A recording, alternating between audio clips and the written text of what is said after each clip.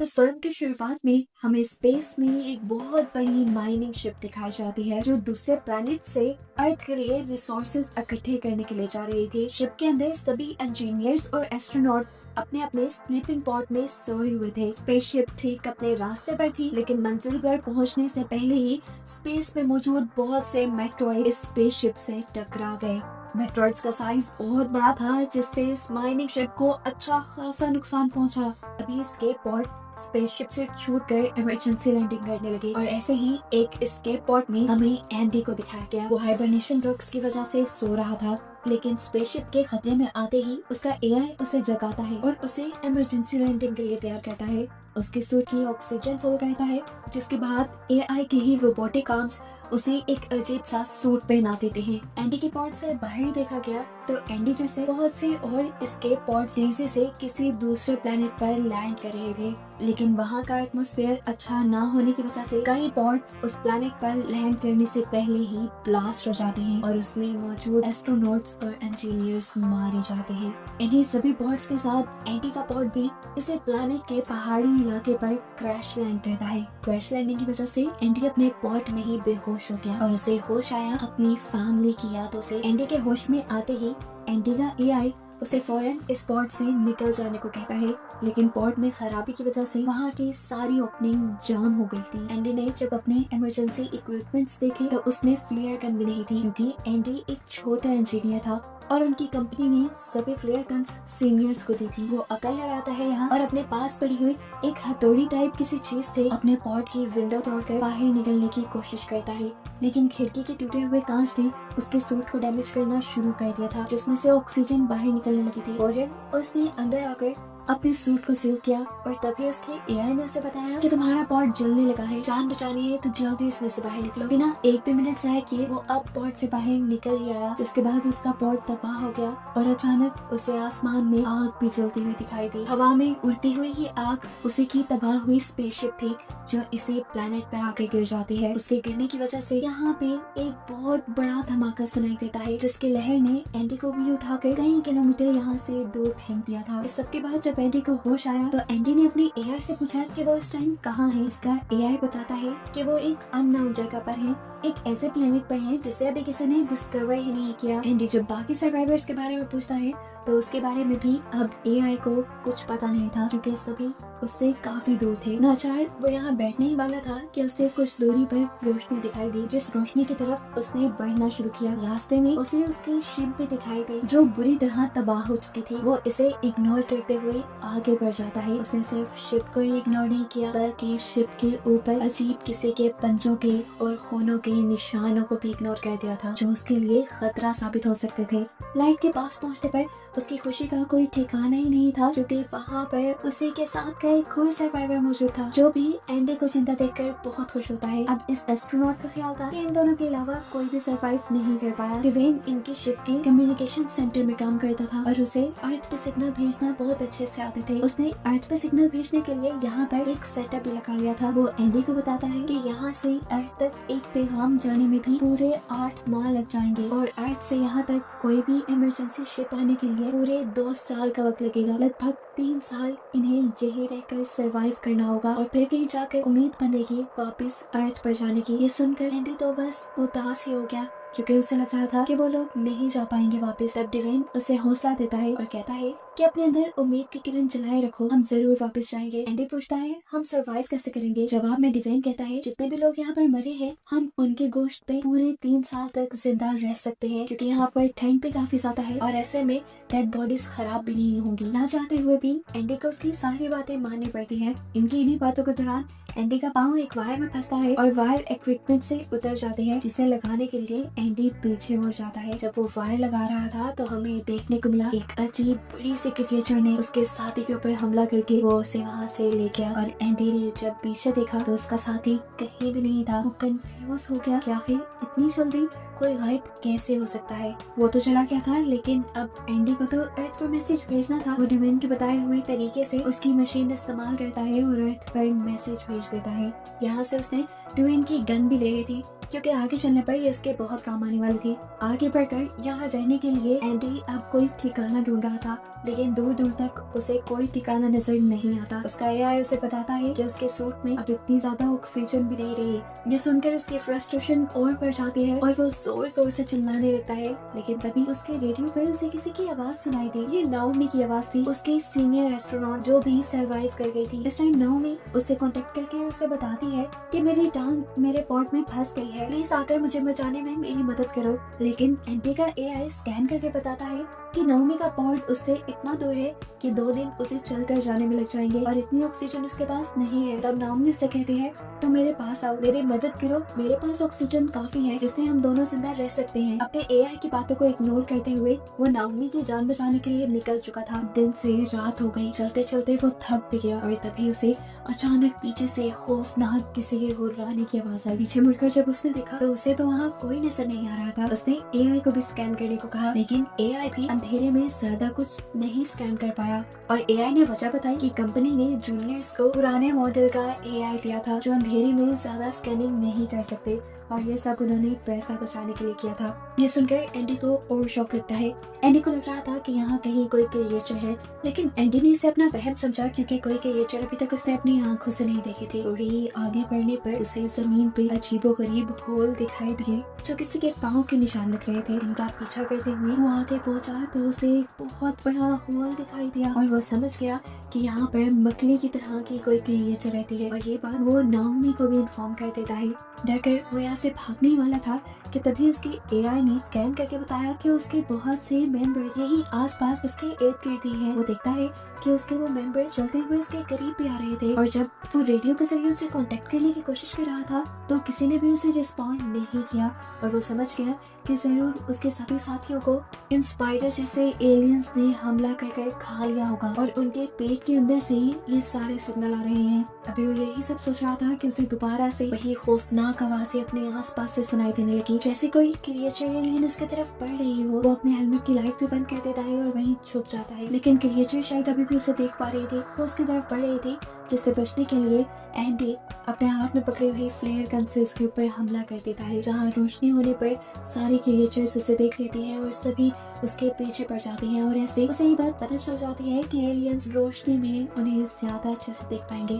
खैर जितने भी एलियंस उसके पीछे पड़े थे उनसे बचने के लिए ये भागने लगा और भागते भागते एक बड़ी सी पहाड़ी से नीचे गिर गया। हैरानकुन तौर पर इतने बड़े हादसे के बाद भी एंडी बच गया था। ऊपर से वो क्रिएचर उसके ऊपर गुर्रा रहा था क्योंकि वो क्रिएचर नीचे नहीं आ सकता था और उसके पेट में हम 4 एंडी जैसे और लोगों के भी सिग्नल देख पा रहे थे। यहाँ गिरने के बाद एंडी का सूट फट चुका था, उसके सूट से ऑक्सीजन बाहर निकल रही थी, इसीलिए वो अपने स्प्रे से अपने सूट को सील करता है और तभी उसे रेडियो में किसी की आवाज सुनाई देती है। ये ड्वेन था जिसे हमने पहले भी देखा था। ड्वेन उसे कहता है मेरी मदद करो, मैं इस क्रिएचर से लड़ रहा हूँ। एंडी भी ये जानकर हैरान हुआ था कि ड्वेन अभी तक जिंदा है, लेकिन अभी उसके अंदर इतनी हिम्मत नहीं थी कि वो पहाड़ी पर चढ़कर दोबारा उस क्रिएचर के पास जाए और ड्वेन की मदद करे। तब नाओमी उसे हौसला देती है और कहती है मैं जानती हूँ तुम थक तो गए होगे, लेकिन तुम्हें ड्वेन की मदद करनी चाहिए ताकि हमारे सर्वाइवल के चांसेस और बढ़ जाएं। ये सोचकर और नाओमी की बात मानते हुए वो पहाड़ी के ऊपर चढ़ने लग जाता है।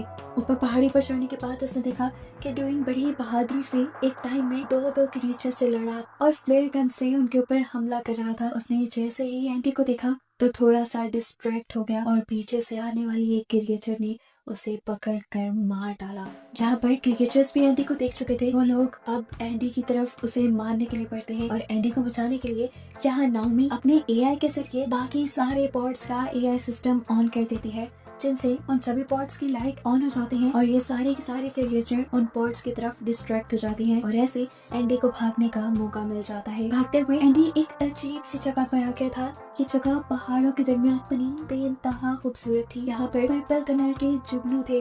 कुछ देर के लिए तो एंडी इनकी खूबसूरती में खो गया। अचानक एक जुगनू होकर उसके हेलमेट पे बैठ गया। हेलमेट पे बैठते ही उस जुगनू का रंग लाल हो गया और ऐसे ही बहुत सारे जुगनू अब उसके सूट पे भी आकर बैठ गए।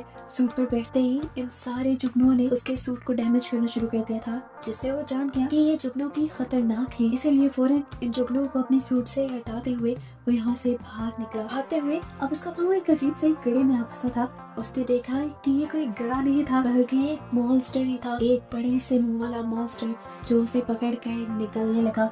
एंडी को बहुत बुरा लग रहा था। उसके पेट के अंदर उसकी पेट की चीजें देखकर एंडी को उल्टी भी आने वाली थी और घुटन भी हो रही थी। उसे हार्ट अटैक आने लगा। उसकी ये कंडीशन देखकर उसका एआई उसको फौरन ही करंट देता है, जिससे उसकी अपनी हालत भी बेहतर हो जाती है और उसके साथ साथ ये शॉक इस एलियन क्रिएचर को भी लग जाता है, जिससे ये एलियन क्रिएचर एंडी को अपने मुंह से बाहर लड़ और फाइनली एंडी इससे बच जाता है। एंडी को मुंह से बाहर निकलने के बाद एक क्रिएचर दोबारा उसके पीछे पड़ गया, जिससे बचने के लिए एंडी आगे की तरफ भागा। जो एक टनल बनी हुई थी उसे छुपने के लिए ठीक जगह लगी, लेकिन यहाँ आना भी उसका गलत साबित हुआ, क्योंकि ये उन्हीं जुगनों की एक टनल थी जिनसे वो बचकर भाग रहा था और इन जुगनुओं ने दोबारा उसके सूट के ऊपर हमला कर दिया। सूट के फटने की वजह से उसकी सूट की ऑक्सीजन भी लीक हो गई थी। ऑक्सीजन तेजी से डाउन हो रही थी। ये देखते हुए एंडी नाओमी से कहता है, शायद अब मैं तुम्हें बचाने नहीं आ सकता। मेरे पास जितनी ऑक्सीजन है मैं शिप तक ही वापस जा सकता हूँ, और वहाँ जाकर मुझे उम्मीद है कि कोई एक आध पॉट तो मिल ही जाएगा जहाँ से मैं ऑक्सीजन रिफिल कर पाऊँ और अपनी जान बचा पाऊँ। ये सुनकर नाओमी कहती है, ठीक है तुम शिप तक ही चले जाओ, मैं अपना कोई जुगाड़ कर लूंगी। लेकिन एंडी जानता था कि वो अकेले नहीं बच पाएगी,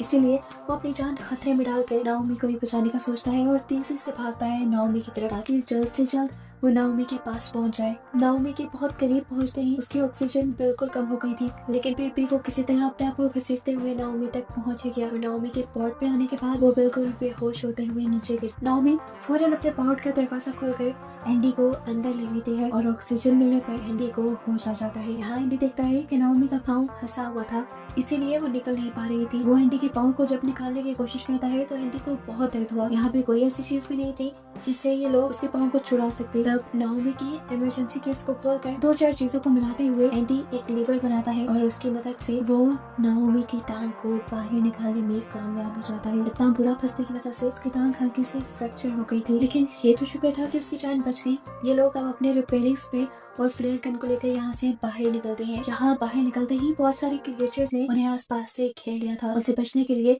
इन दोनों को यहाँ से भागना था, लेकिन नाओमी के तो पाँव में दर्द था। तब उसका एआई उसे एक हाई डोज मेडिसिन इंजेक्ट करता है, जिससे उसे दर्द का एहसास न हो और ये लोग भागते रहते हैं। इन्होंने अक्लमंदी ये दिखाई कि अपनी डायरेक्शन को शिप की तरफ रखा और आखिर ये लोग शिप के उस हिस्से तक पहुंच गए जो थोड़ा सा ठीक हालत में था। यहाँ पर नाओमी इसी तरह शिप के कंपार्टमेंट को खोलने की कोशिश करती है और थोड़ी देर में वो कामयाब भी हो जाती है। अभी शिप के अंदर गए थे कि बहुत सारे क्रिएचर इनके पीछे आ गए और नाओमी ने फौरन शिप का दरवाजा बंद कर दिया, जिससे उस क्रिएचर का आधा जिस्म कट के रह गया। ये देखकर एंडी को उल्टी आने वाली थी, लेकिन उसने बहुत मुश्किल से अपने आप पर कंट्रोल पाया और आगे की तरफ बढ़ा। इन लोगों ने काफी देर बाद सुकून का सांस लिया था। इससे पहले कि यहाँ पर कुछ बातें कर पाते, इन्हें देखने को मिलता है कि इनकी स्पेसशिप के अंदर पहले से ही 1-2 क्रिएचर आकर बैठ गई थी, जो अब इनके पीछे पड़ जाती हैं। इनसे बचने के लिए ये लोग जल्दी से एक और कैबिन में जाकर वहाँ का दरवाजा बंद कर लेते हैं और इन्हें पता चलता है कि यहाँ पर आकर तो उन्होंने सबसे बड़ी गलती कर दी, क्योंकि ये गैस चैम्बर था। बेबसी में एंडी दरवाजे को मारने लगा, लेकिन कि दरवाजा खुल नहीं रहा था। यहाँ फंसने के बाद इनके पास कोई और रास्ता नहीं था सिवाय इसके कि ये लोग आपस में ही एक दूसरे से बातें करें। नाओमी उससे कहती है, तुम इतने नाउम्मीद क्यों हो, हर वक्त मरने की बातें क्यों करते हो? जिस पर एंडी कहता है, मरना ही बेहतर है। नाओमी उससे कहती है, मैं जानती हूँ इसके पीछे कोई बहुत बड़ी वजह होगी। क्या तुम्हारी फैमिली? ये सुनकर वो उसे अपनी फैमिली की वीडियो दिखाता है। एक हैप्पी फैमिली थी उसकी वाइफ और बेटा उससे बहुत प्यार करते थे, लेकिन एक दिन उनका एक्सीडेंट हुआ जिसमें वो दोनों मारे गए और एंडी बच गया। एंडी उससे कहता है, वो सब मेरी ही गलती थी, मुझे मर जाना चाहिए था, लेकिन उनको नहीं। ये सुनकर नाओमी कहती है, जो होता है अच्छे के लिए ही होता है। ये लोग अब एक दूसरे को यहाँ पे गले लगाते हैं, क्योंकि इन्हें लग रहा था कि ये इनकी जिंदगी के आखिरी लम्हे हैं। लेकिन तभी नाओमी नोटिस करती है कि एंडी के सूट पर वो जुगनू थे जो पहले भी उसके सूट पर हमला कर रहे थे। वो इन जुगनू को उठाते हैं और अपने दरवाजे पे फेंकते हैं, जिससे ये जुगनू दरवाजे के साथ साथ दरवाजे के पीछे खड़े एलियन के ऊपर भी हमला कर देते हैं, जो एलियन बार बार इस दरवाजे को तोड़ने की कोशिश कर रहा था। अब दरवाजा खुल चुका था, इन्हें यहाँ से बचने के लिए कहीं और भागना था। ये लोग जब बाहर की तरफ भागे तो एक और क्रिएचर इनके पीछे पड़ गई। इससे ये लोग कैसे जान छुड़वाते? अब नाओमी को एक आइडिया आता है। वो कहते हैं कि हम लोग इसे स्केटबोर्ड के नीचे ले जाकर मार देंगे, लेकिन इमरजेंसी स्केटबोर्ड के छोटे में भी 15 मिनट लग जाते थे। इसीलिए ये लोग प्लान बनाते हैं और एंडी डिसाइड करता है पहले स्केटबोर्ड तक पहुंचने का। स्केटबोर्ड स्पेसशिप के निचले हिस्से में था और वहाँ तक जाने के लिए इन्हें काफी टाइम लग जाता, लेकिन जब भी देखते हैं कि वो क्रिएचर इनके पीछे है तो ये दोनों बिना डरे जंप कर देते हैं और वो क्रिएचर भी अपने बड़े बड़े पाँव स्पेसशिप में फंसाते हुए इनके पीछे आ जाती है। एंडी स्केटबोर्ड में बैठकर उसे ऑन करने की कोशिश करता है, जबकि नाओमी अपने आप को एक ट्रैप के अट्रैक्शन की तरह बनाकर क्रिएचर को अपने पीछे लगाते हुए उस स्केप बोर्ड तक लेकर आती है जिसमें एंडी उसे रिलीज करने के लिए बैठा था। क्रिएचर के ठीक स्केप बोर्ड के नीचे आते ही एंडी के स्केप बोर्ड भी रिलीज हो जाता है और फाइनली इनकी जान उस क्रिएचर से बच जाती है। स्केप बोर्ड के नीचे गिरने की वजह से ऊपर एक बहुत बड़ा शॉक लगा था। हमें पता चला था कि इस स्केप बोर्ड में इतनी एनर्जी नहीं थी कि वो रिलीज कर पाए। उसको एनर्जी देने के लिए एंडी ने अपनी सूट की सारी एनर्जी यूज कर ली, जिसके नतीजे में अब वो मारा गया था। उसने ये सैक्रिफाइस नाओमी को बचाने के लिए दिया था। नाओमी ये बात समझ गई थी, इसे मरा हुआ देखकर यहाँ फूट फूट कर रोने लगी। लेकिन अगले ही सेकंड एंडी ने आंखें खोल दी और यहाँ रिवील हुआ कि एंडी मरा नहीं था, वो सिर्फ बेहोश हुआ था। उसे जिंदा देखकर नाओमी की जान में जान आती है। ये लोग इस टाइम इतने इमोशनल थे कि एक दूसरे से कुछ भी नहीं कह पाए। अचानक इनके मुंह पे रोशनी टकराई और इन्होंने देखा कि सुबह हो चुकी थी। ये लोग अपने स्पेसशिप की विंडो की तरफ आते हैं और इस अजीबोगरीब खतरनाक प्लेनेट की खूबसूरती को देखने लगते हैं। जो भी था, ये तो इन दोनों ने माना था कि ये प्लेनेट था बहुत खूबसूरत और अब अगले 3 साल तक इन्हें इसी प्लेनेट पर रहना था, क्योंकि 3 साल बाद ही कोई शिप इन्हें यहाँ रेस्क्यू करने के लिए आती। 3 साल तक ये लोग एक दूसरे का साथ देने वाले थे और इंतजार करने वाले थे। यहाँ नाओमी एंडी का हाथ पकड़ लेती है और बस यही दिखाते हुए ये मूवी यहाँ खत्म हो जाती है।